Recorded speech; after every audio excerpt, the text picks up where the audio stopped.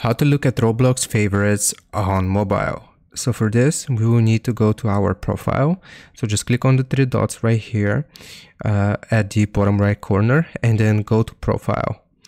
And then scroll down until you see this option to view full profile. And just click on here and this will take us to the profile, to our profile. Now here, if we want to view our favorites, we'll scroll down until you see the section for favorites and just click on this button that says favorites with the right arrow.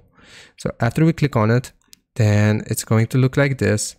And here we can choose the different things which we have favorited. From this drop down menu, for example, if we click on accessories, then this will show us a list of all of our favorite Roblox accessories. If we do this for classic clothing, then it will show us a list of all of our favorite classic shirts, for example. And that's how you find your favorites on Roblox mobile. I hope this helps you out. Leave a like and sub, and I'll see you next time.